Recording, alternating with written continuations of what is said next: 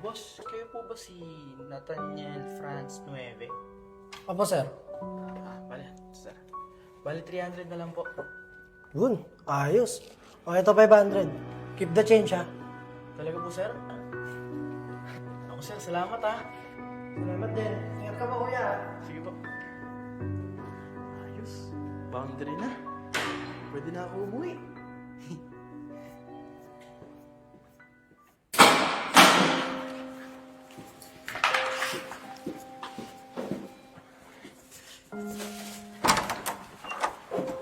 Oh, man. Alis ka? Obvious ba? Akala ko ba wala kang pasok ngayon? Hoy, pinapapasok ako ng TL namin kasi wala yung isa namin katrabaho. Tsaka, ba't ang aga mo? Nakarami kasi ako ng delivery eh. Ito nga oh, may dala akong pagkain. Kain mo tayo. Hindi na, busog pa ako. Tsaka, malilate na rin ako eh. Gusto mo, hatid na kita? Tara. Hindi na, kaya ko naman eh. Tsaka, magpahinga ka na lang. O sige na, malilate na ako. Alis na ako. Bye!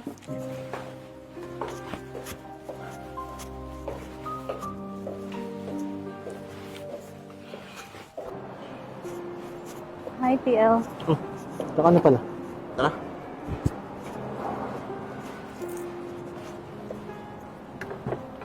Thanks.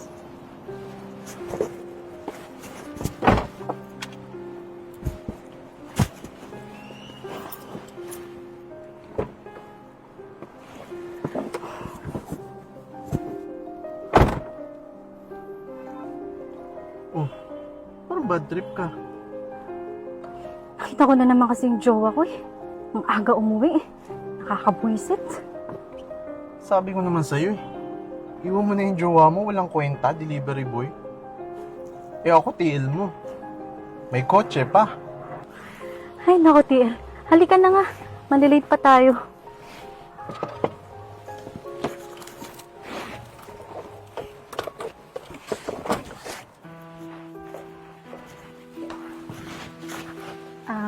TL. Pinapatawag niyo daw po ako. Oo. Ano, tara? Labas tayo? Saan mo gusto pumunta?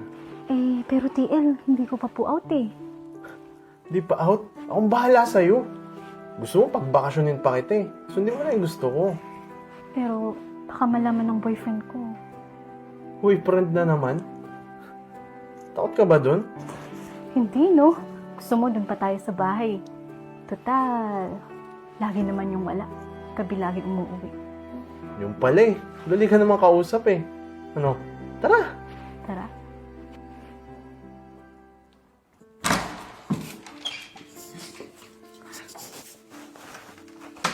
Ayos. Boundary lang naman ako. Sana laging ganito para lagi ako maaga makauwi. Oh, maaga naman makauwi nun.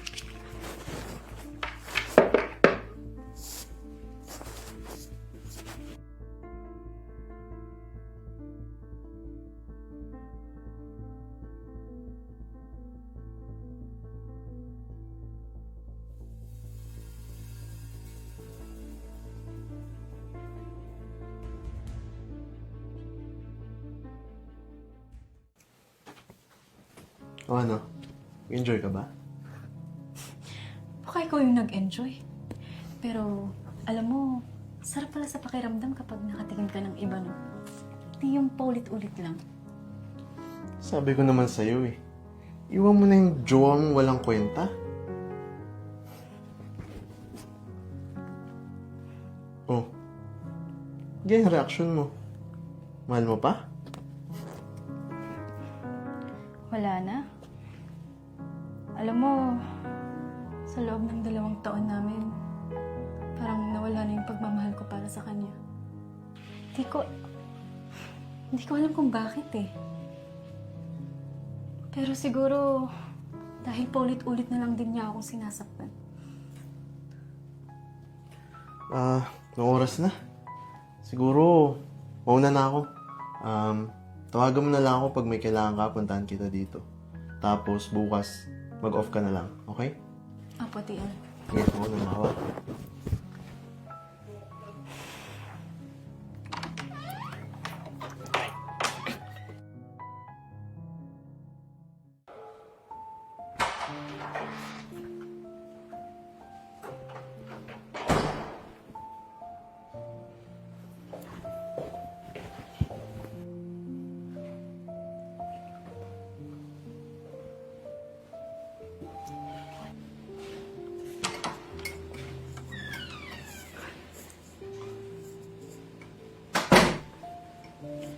Oh, babe. Kanina ka pa ba dyan? Bakit? Bakit mo nagawa yun? Ang alin?